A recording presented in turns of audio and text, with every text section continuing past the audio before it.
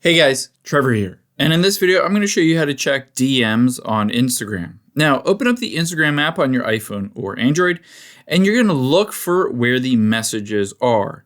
Now, they move this around a bit, and it might look a little different depending on your account and your app. You can see in my case, it's a little paper airplane at the bottom center. However, it could look like the messenger symbol, and it might be at the top right for you. So just find out where that message icon is and tap on it. I'll show you how this works. You can see all of my messages here. And if I wanted to hop into any, you can see this one has a little green or blue dot indicating it is unread. I can just tap on it and I can respond to it and say something back to that message. Now, let's say you have a message on here and you wanted to maybe mark it as unread or delete it. The easiest way to do it is to press and hold on that message. And you can see a few things. I can mark this as unread if I wanted to go back and read it again.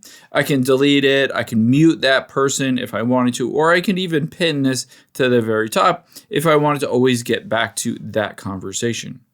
Now, keep in mind when you're in here, you're in the primary section, but you might have gotten a message and it was sent to the requests or general section. So let's tap on requests here and you'll be able to see all of your message requests. You can also tap on hidden requests. These are usually spam, and basically these are filtered because Instagram doesn't think these are legit messages to you. However, you can check them in there, but you can also just tap on general as well and see if there are any messages within general.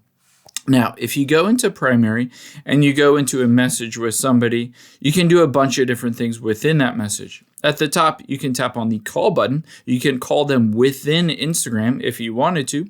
You can send them a photo or a video. You can send them a voice recording. You can tap on that little camera if you wanted to immediately start taking a video to send to them.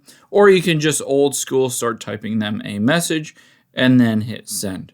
I hope this helps. If it did, hit the subscribe button down below and leave a comment if you still have any questions. Thanks, guys.